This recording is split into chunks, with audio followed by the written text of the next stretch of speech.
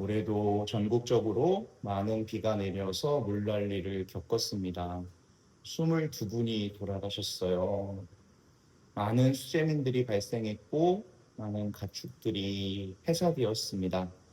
이렇게 어려운 상황 속에서 우리 인간은 아주 다양하게 반응합니다. 재산을 다 잃게 된 분께서 하늘을 보며 원망을 하는 동안에 이런 경험은 처음이라고 물속에 잠겨 술을 먹는 장면을 찍어서 올리기도 합니다.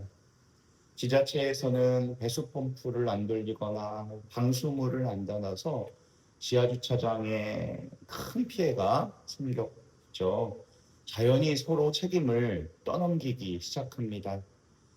몇 해 전에 어떤 국회의원께서는 수해 복구 현장에 가서 비 좀 더 왔으면 좋겠다, 사진 잘 나오게 라고 하다가 TV에 찍혀서 아주 큰 곤욕을 겪기도 했습니다.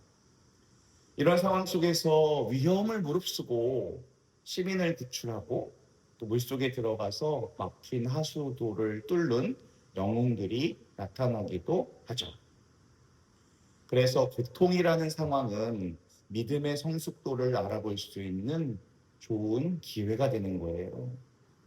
누구나 고통 앞에서 어떤 반응을 보이느냐에 따라 그 사람이 하느님 뜻 안에서 문제를 해결하고 있는지 아니면 인간적인 방법으로만 그 문제를 풀어가고 있는지가 드러나는 거예요. 어떤 사람은 고통 속에서 믿음이 더 깊어지는가 하면 어떤 사람은 그 고통 속에서 신앙이 얇아지다가 결국에는 믿음을 잃게 되는 경우도 많아요. 오늘 독서에 등장하는 예레미야 예언자와 치드키야 임금이 이걸 아주 잘 보여주고 있어요.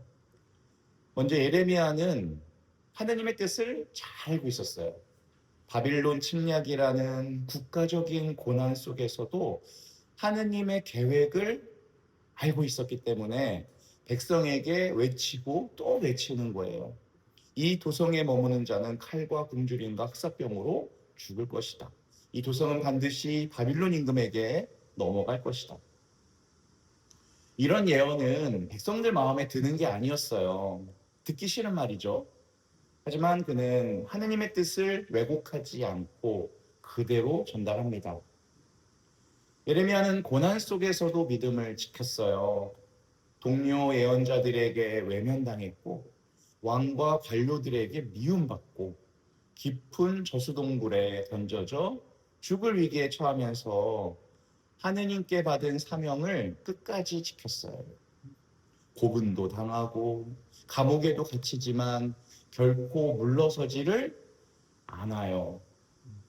사명을 지켰기 때문에 고난이 있었고 그 사명을 지켰기 때문에 결국 하느님께서 그를 구원해 주신다. 반대로 치드키야 임금은 하느님의 뜻에 대해 전혀 알지 못했어요. 그는 예언자에게 하느님의 뜻을 묻는 척을 했지만 결국 자기가 듣고 싶은 대답만 듣고 싶어 했다. 그래서 예레미야에게 여러 번 말을 듣고도 받아들이지 않고 오히려 간신들 말에 휘둘려서 예레미야를 그들에게 넘겨줍니다. 결국 상황에 끌려다니고 사람들 말에 휘둘리는 임금이 되고 만다. 믿음이 없는 사람은 고난 속에서 하나님 뜻을 찾기보다는 하느님이 내 뜻에 따라주기를 바라는 쪽으로 변해요. 그렇게 되면 고난이 문제가 아니라 내 자신이 문제가 되는 거예요. 고난 속에서도 하느님 계획을 묻고 믿음을 지키고 사명을 다하는 사람과 하느님 뜻 외면하고 자기 뜻만 고집하는 사람의 결말은 같다 다르다? 가 엄청 다르다. 복음에서도 예수님께서는 나는 불을 지르러 왔다. 그리고 그것이 이미 타올랐으면 좋았겠다 하시며 분열에 대해서 말씀하세요. 예수님께서는 우리가 그분을 온전히 따르게 될 때 가족 안에서도 가장 가까운 사람 속에서도 갈등이 생길 수 있다고 분명하게 말씀하세요. 부모, 자식, 형제, 자매 사이에 다툼이 일어나는 이유는 바로 예수님의 말씀을 받아들이느냐 받아들이지 않느냐.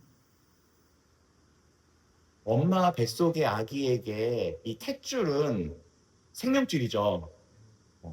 근데 언젠가 탯줄을 잘라야 하나요? 계속 놔둬야 하나요?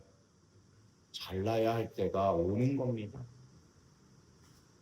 탯줄을 자르지 않으면 아기가 태어날 수 없듯이 내 욕심, 헛된 고집과 집착을 자르지 않으면 새 생명은 태어날 수가 없다.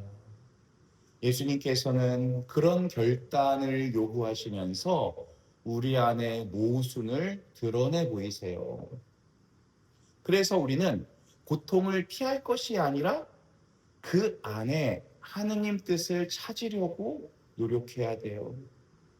가족 안에서의 갈등, 관계 안에서 생긴 상처, 일터에서 겪는 억울함, 갑작스러운 병으로 인한 어려움, 이런 다양한 삶의 시련들 속에서 이 고통 안에서 주님은 뭘 말씀하시려고 하는 걸까 하고 예레미야처럼 묻고 또 묻고 해야 되는 거예요. 그 물음과 성찰이야말로 탯줄을 끊고 진짜 믿음의 사람으로 홀로 설 수 있게 되는 거예요. 하지만 믿음을 지키는 것은 그렇게 평탄한 일은 아닙니다. 매주 미사만 잘 참석하면 신앙생활은 끝이다? 아니다. 내 삶의 자리에서 사명을 살아내려고 노력해야 되고요. 그리스도인으로서 세상의 빛과 소금이 되려고 애를 써야 되고요. 그게 우리에게 주어진 몫이거든요. 그러다 보면 손해볼 때가 있고요. 봉사를 하고도 욕먹을 때가 있어요. 오해받거나 외면당할 때도 많아요.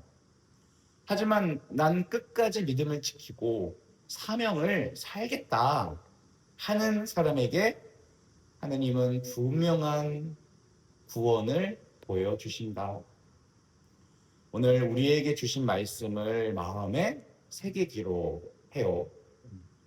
고난 속에서 하느님의 뜻을 찾아보겠습니다. 어떤 상황에서도 믿음을 지키고 사명을 다해보겠습니다.